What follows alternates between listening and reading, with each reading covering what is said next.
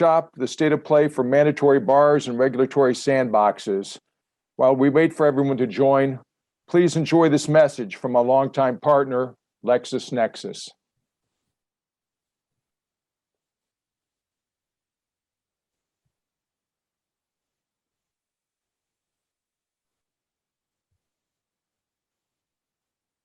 And practical guidance, working all together now. Designed as one streamlined workflow, Lexis Plus features a dramatic new display that sets a precedent in simplicity, with virtually no learning curve, so you can experience the results faster than ever before. Answer legal questions quickly and confidently with legal research, including the leading collection of primary law and editorial analysis. Lexis Answers, featuring the answers to your legal questions directly within the document where the answer is found. Search term maps, highlighting patterns and the largest concentration of your search terms across all major content types. Shepherds at risk, identifying cases at risk of being overruled, where the underlying points of law have been negatively treated by other decisions in the same jurisdiction. Code compare, analyzing any two versions of a statute section side by side, so you're always updated on the latest developments and statutory changes over time. Search tree and missing and must include. Introducing first-of-its-kind search data visualization for visibility into your results set and complete control over your research experience. Apply legal strategy with brief analysis, revealing the strongest and most persuasive arguments via targeted research recommendations and Shepard's analysis based on the citation patterns and legal concepts found in your document. Accomplish legal tasks efficiently and effectively with practical guidance featuring practice notes, checklists, annotated forms, drafting tools, industry insights, and more from thousands of leading practitioners. Experience the all-in-one ecosystem of legal solutions, from research to data-driven insights to practical guidance. Experience Lexis Plus.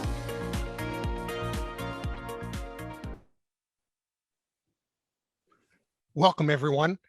This breakout session is being brought to you by NCBP, and it's part of our virtual meeting. As Tom mentioned before, the title of this session is The State of Play for Mandatory Bars and the Regulatory Sandbox. I'm Joe Sullivan. I'm a past president of the State Bar of Montana and current treasurer of NCBP. I'm joined by my good friend, Tom Rombach, formerly the president of the State Bar of Michigan.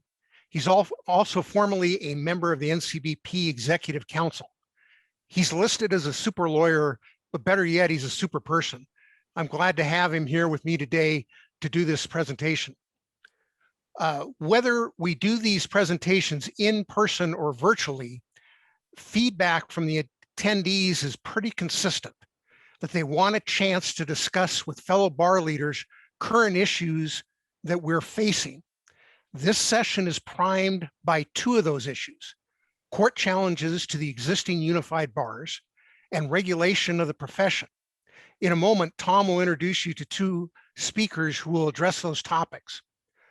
Once each has a chance to give a short presentation, you'll have an opportunity to ask questions. However, you shouldn't feel restricted to just these two topics.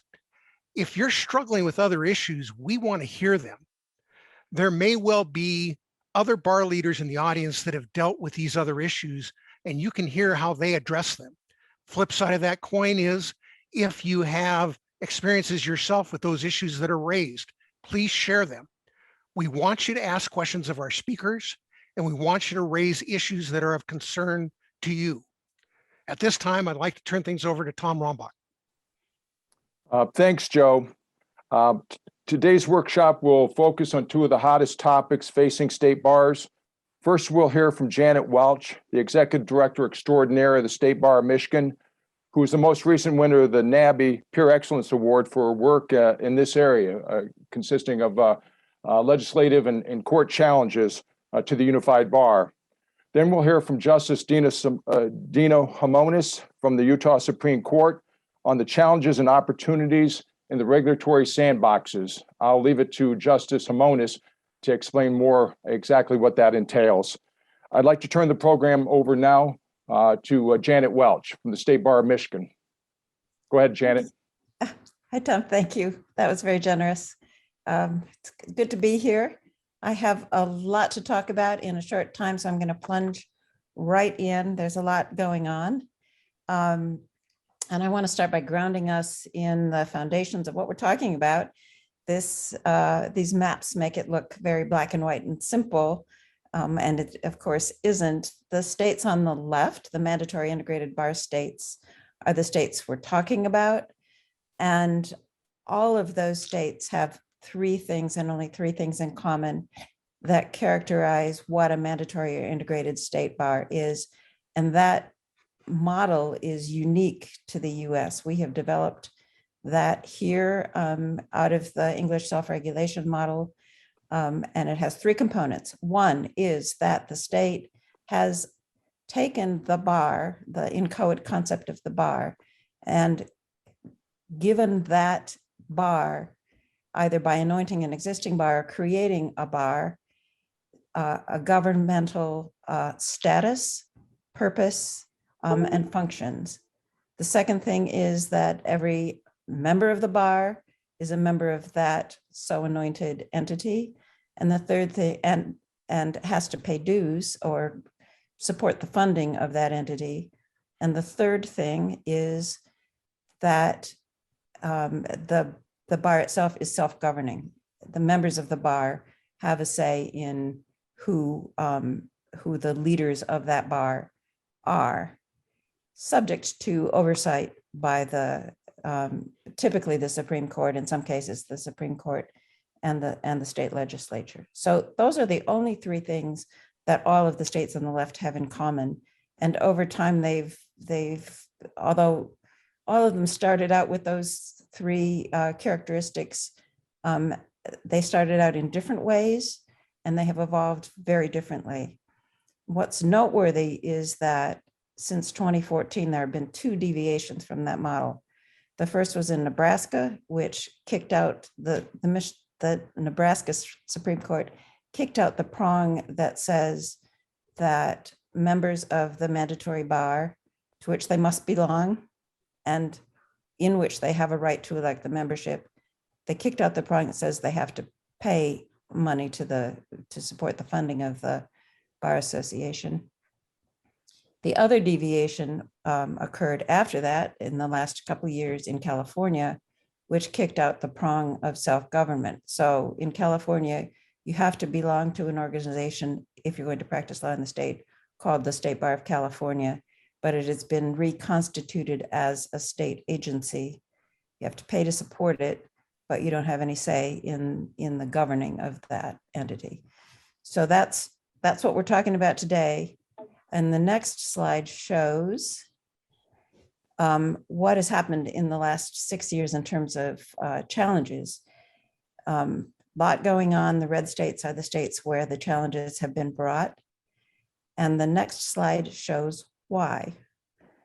The main reason is the Janus case.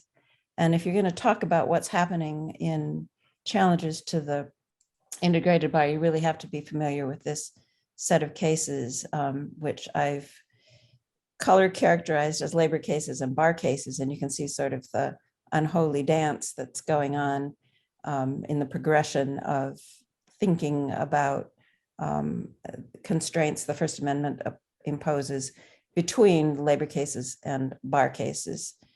The Hansen case was a labor case that was the first challenge that was brought under the First Amendment, and it referenced the mandatory bar and said mandatory bars are okay. The Lathrop case was the first challenge to the Wisconsin to mandatory bars out of Wisconsin, and it pointed back to the Hansen case. So there was some bootstrapping going on. The next big case about the First Amendment and compulsory funding was the Abood case, a teachers union case, which set a number of constraints on what labor unions could do with funding from non-members who were being represented in compulsory bargaining. Hudson, you should know as well, because it set additional guidance in terms of procedures that unions could undertake to avoid unconstitutional actions. Finally, Keller, the court revisited the question of mandatory bars and made ample reference. I think there are 18 references in Keller to the Abood case. Keller concluded that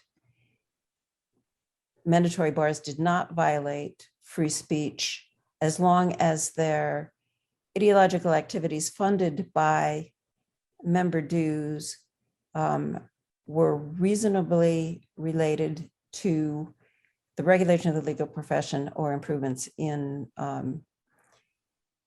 the provision of legal services. So that's where things rested up until about 2014, when the court signaled in Harris that they were going to overturn the Abood case. That decision explicitly said the reasoning did not apply to mandatory bars. The Janus case actually did overturn Abood, and the majority opinion by Justice Alito also wrote Harris, did not reference mandatory bars at all. But it was a very expansive opinion, and a dissent to Janus by Justice Kagan said that this is a very sweeping case, and it raises questions about mandatory bars and other questions. I'm paraphrasing, but that's essentially what set the stage for the series of challenges referenced in the previous slide. Two of those challenges have made it to the US Supreme Court, and cert has been denied. The North Dakota case, Fleck, and a Wisconsin case, Harco. And so now we're seeing what is going to happen with the rest of the cases. And the next slide shows us how those cases are distributed. They are in the 5th, 6th, 7th, 8th, 9th, and 10th circuits. So there's plenty of opportunity for differences between the circuits, circuit splits. The East Coast is pretty much immune so far from the challenges. And of course, the East Coast has, as you saw from the map, has fewer mandatory bars from which to bring challenges. So the next slide says that the number one question that's been raised, which is Keller good law after Janus? So far, all of the lower court decisions have said only the US Supreme Court can say whether Keller remains good law.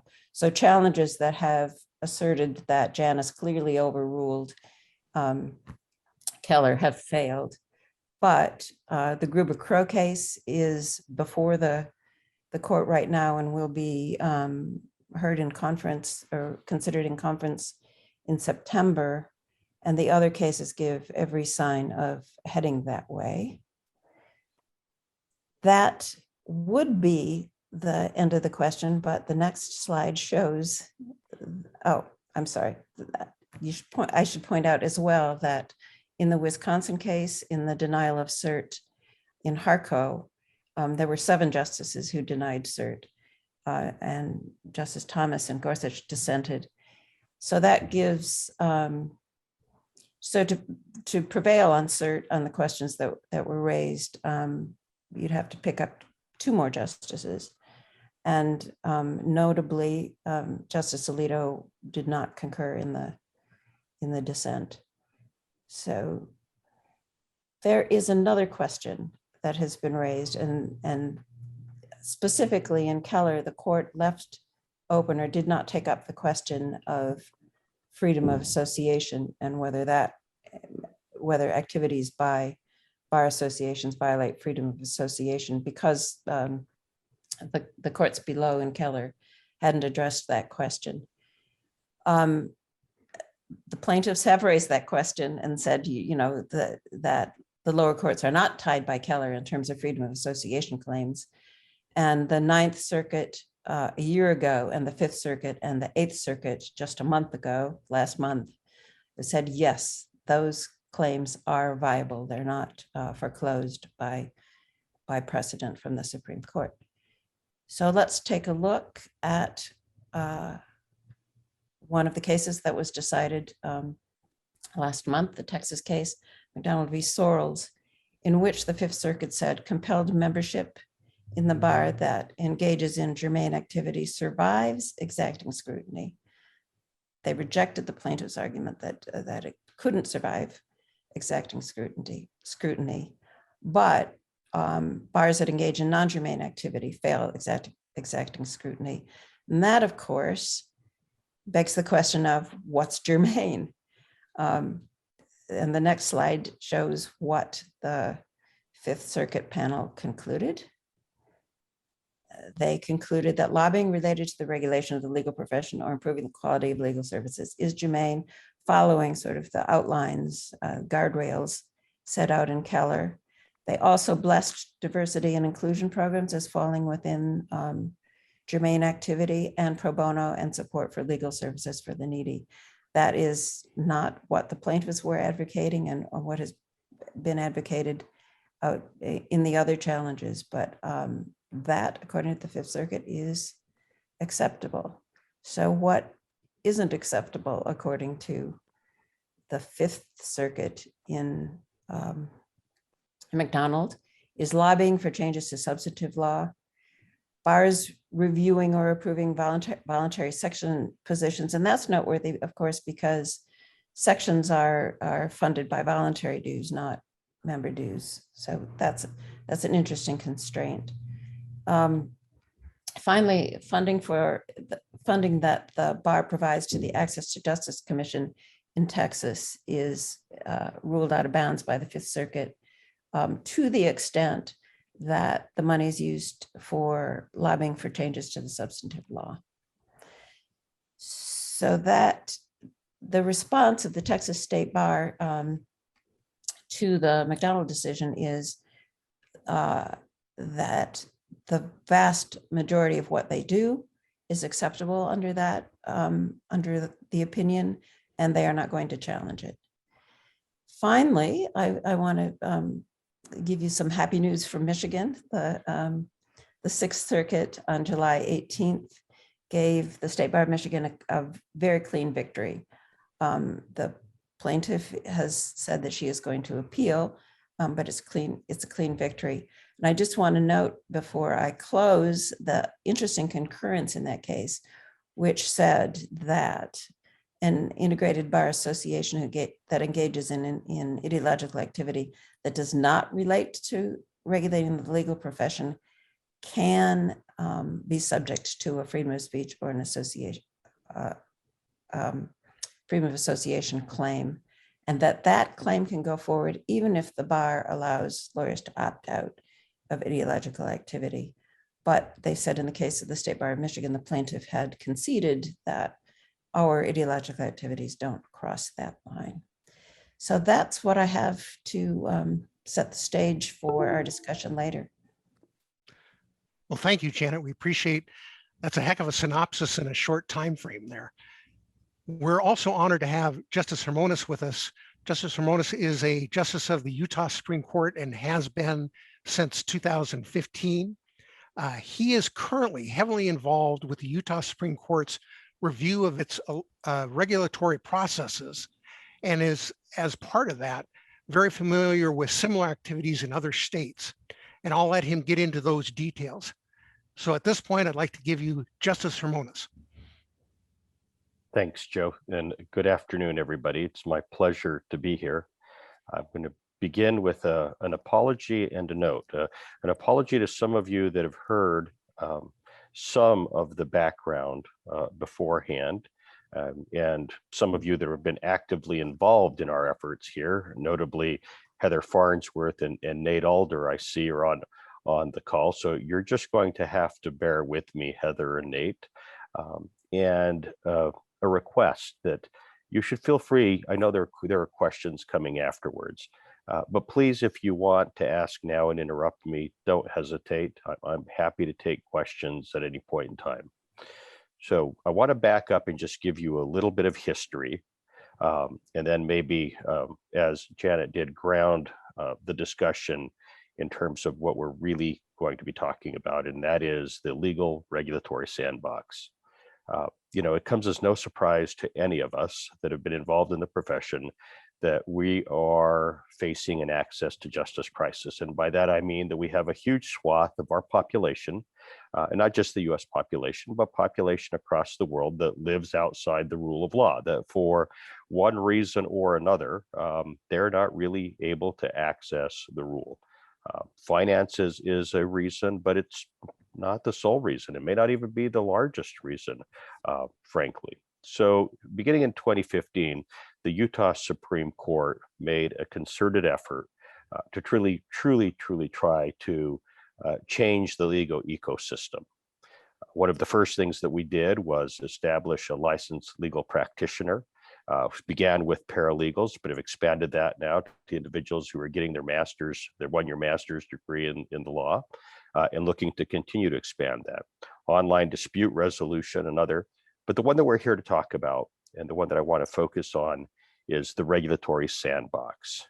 And in a nutshell, a legal regulatory sandbox is a place where traditional providers of legal services, think lawyers or licensed paralegals, can come to a regulator and ask for bespoke regulation, ability to offer non-traditional services, or alternatively, non-traditional providers of legal services can come, again, seeking bespoke regulation that covers either traditional legal services or non-traditional legal services, right? The sandbox, the legal regulatory sandbox has been established in Utah. Best of my knowledge, first in the world, quickly followed by a legal regulatory sandbox in British Columbia.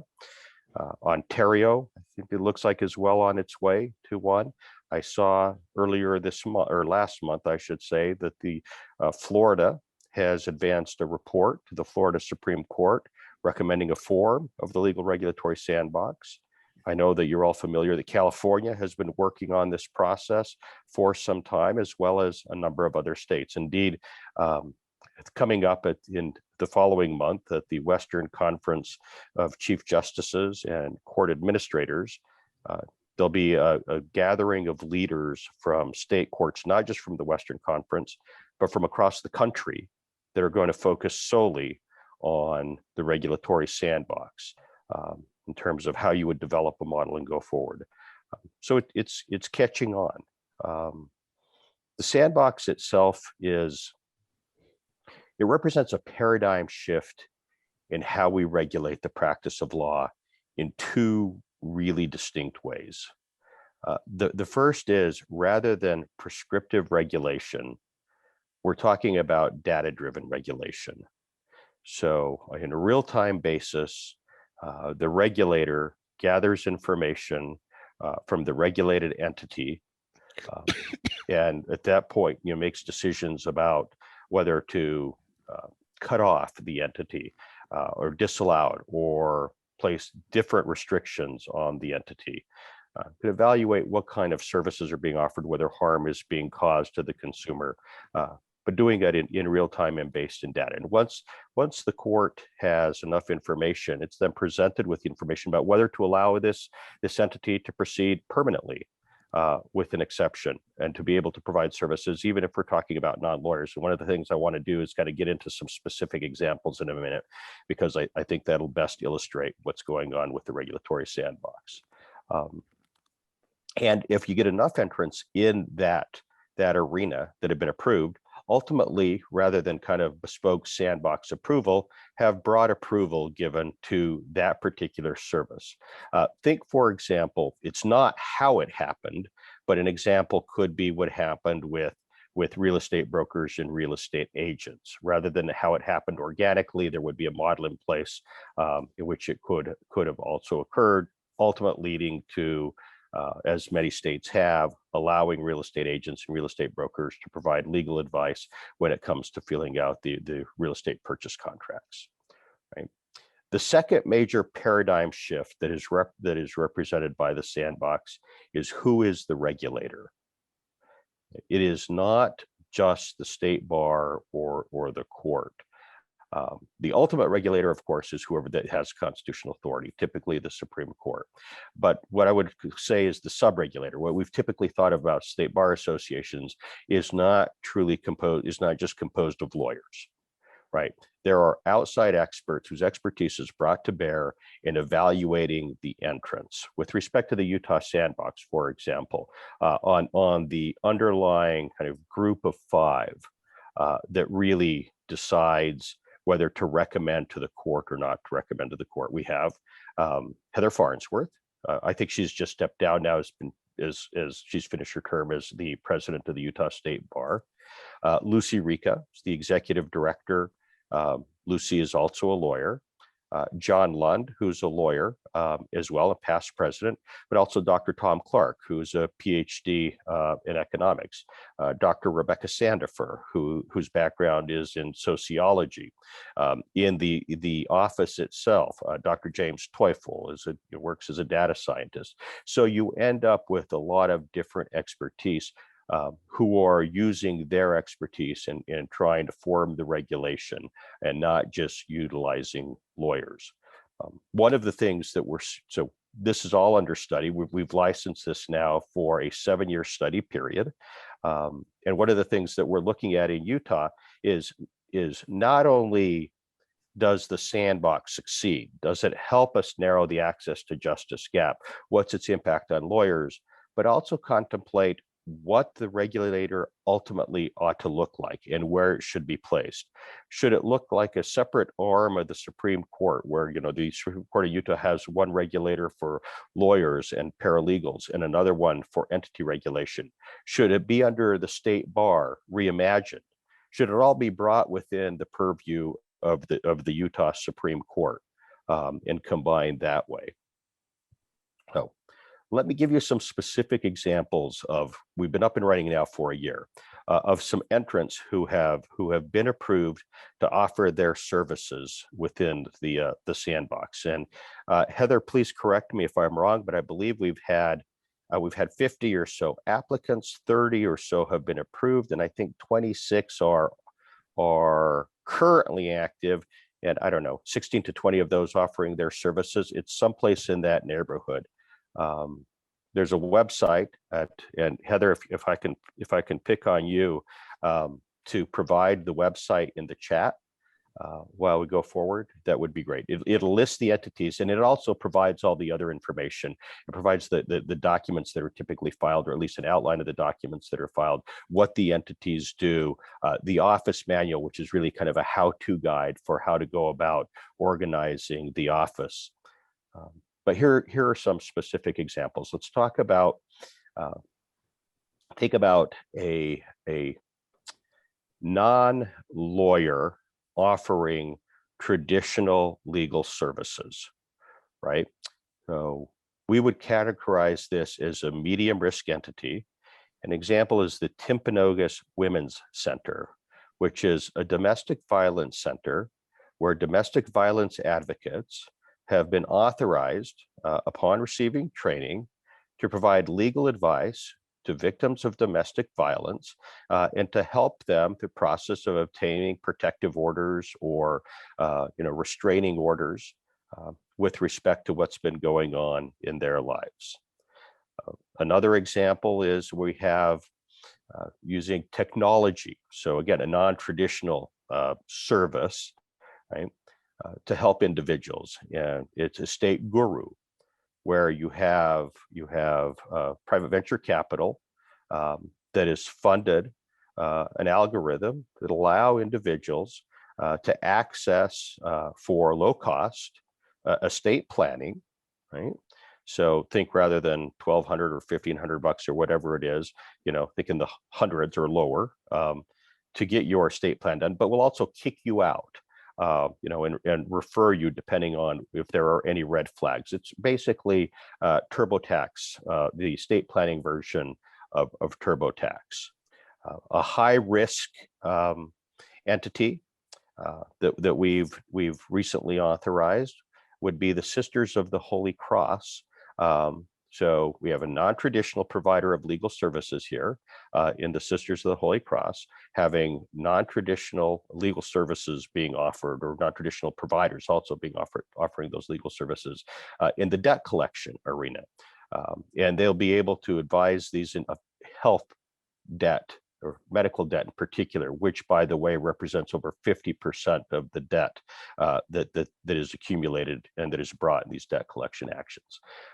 And that may involve advice that is, tangential to not only the debt itself, but includes potentially, for example, some immigration issues and how that might all impact the debt as well.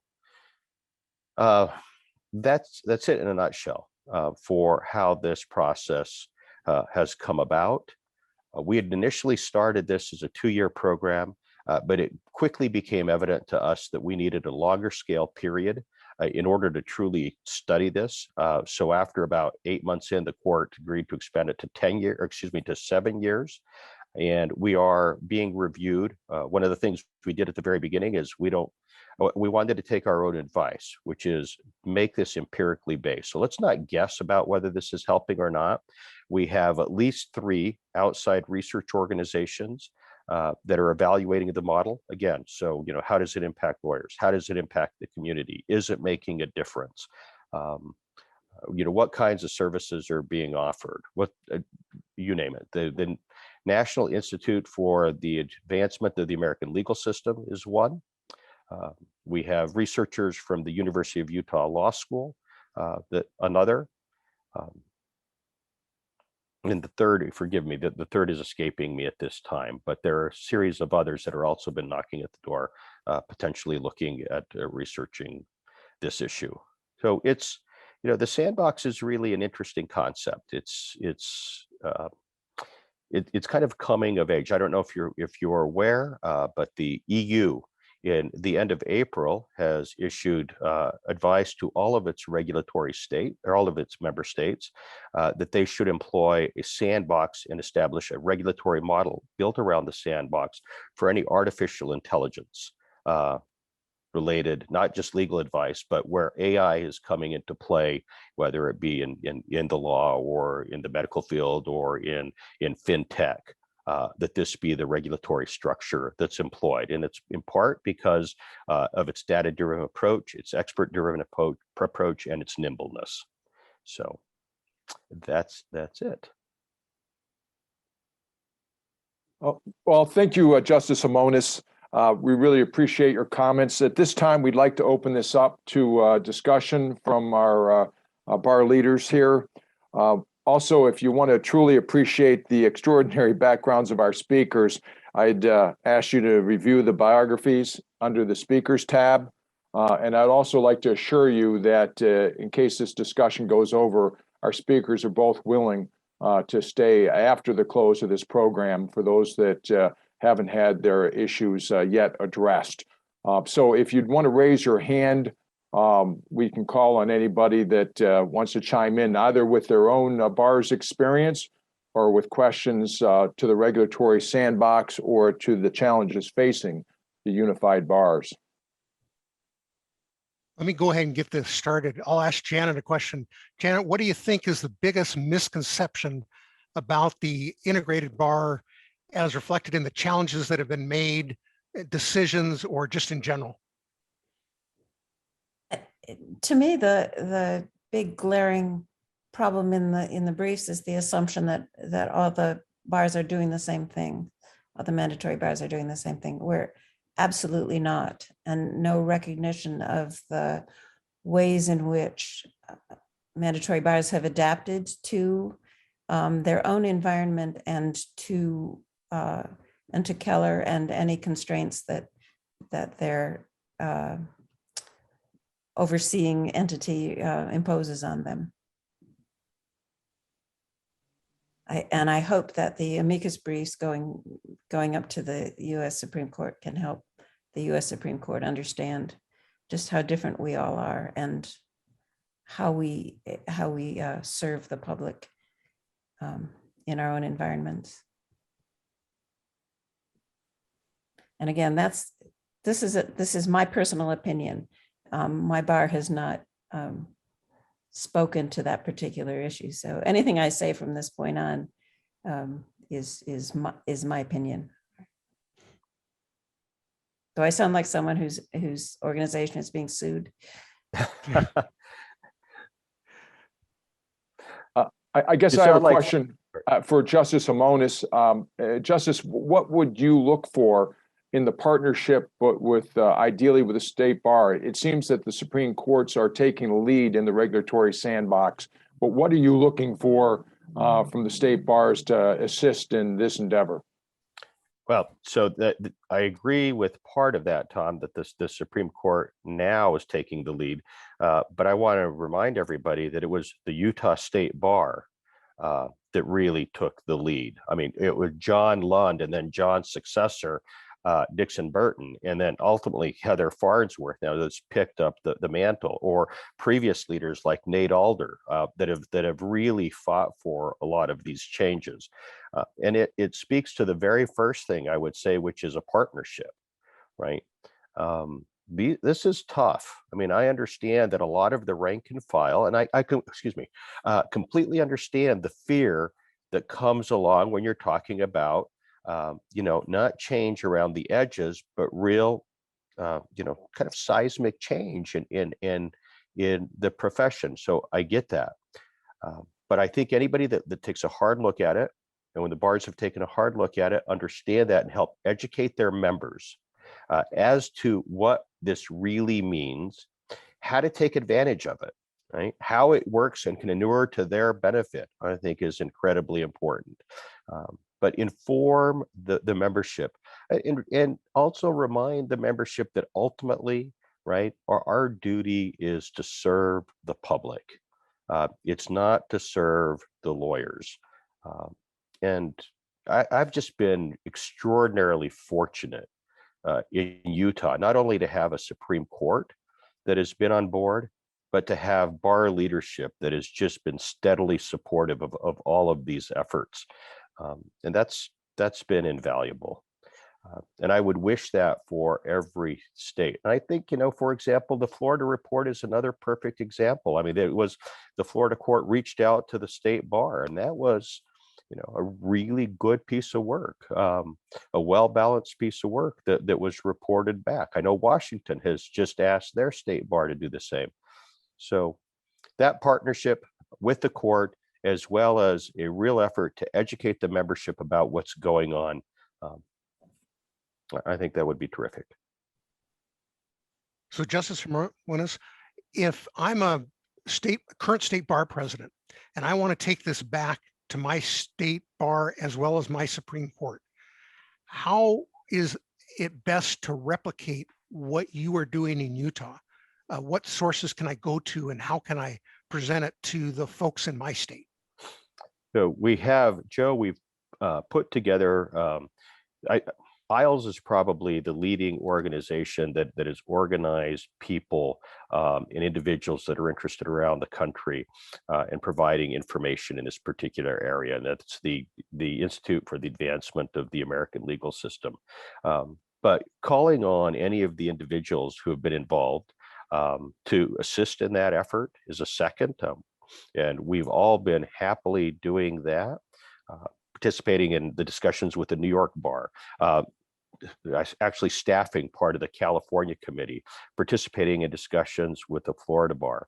We are also now approved we've just put together a concept paper and have presented it to the State Justice Institute that will kind of create the roadmap and a monograph of how to kind of best practices from kind of soup to nuts that our experts have identified, not only to memorialize what's happened in Utah and to help inform future members of our innovation office and our court, but also to help educate and inform other states about how to proceed. If I can right now, I'd like to call on Sharon Gersman, the past president of the New York Bar and currently an NCBP executive council member. Sharon, the floor is yours. Thanks, Tom. Justice Jimenez, I'm a little curious at one of the projects that you said that you approved. and that is the provision of estate planning by non-lawyers.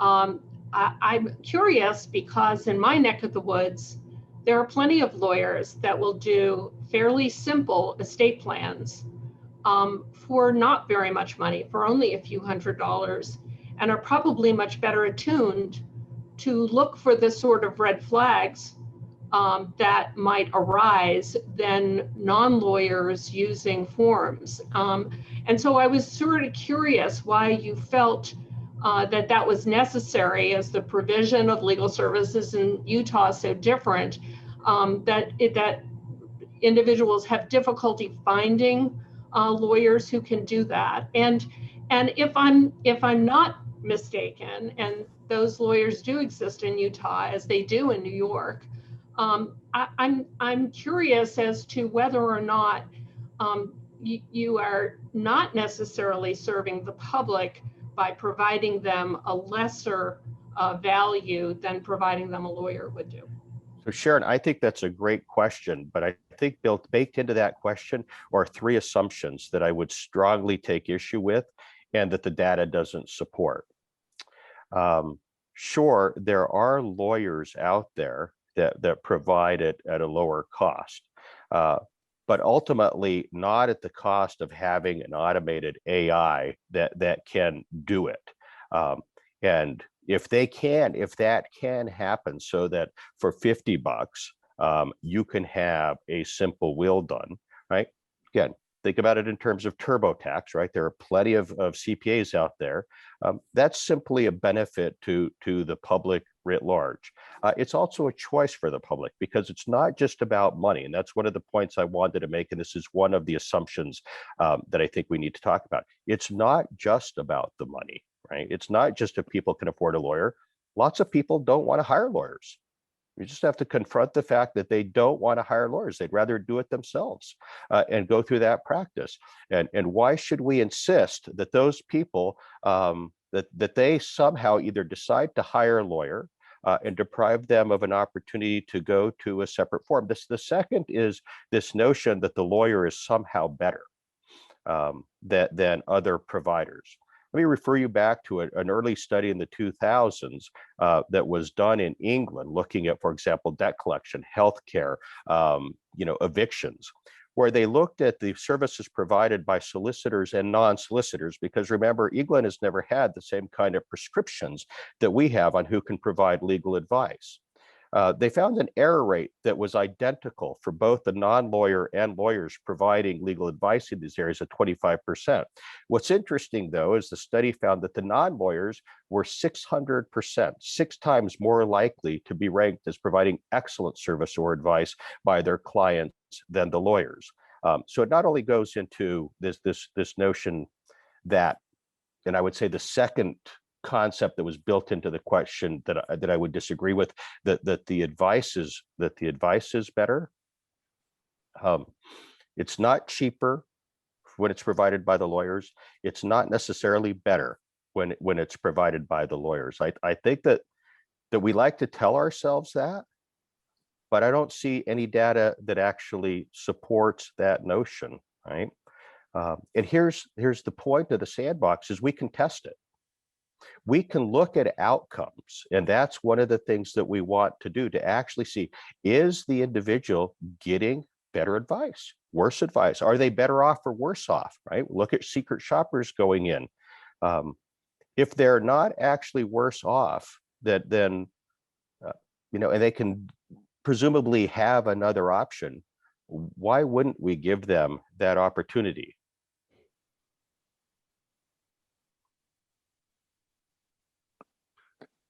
Thank you, Justice Simonis. And Sharon, I appreciate that was a hard ball fired directly at his head, and he makes a pretty on this topic.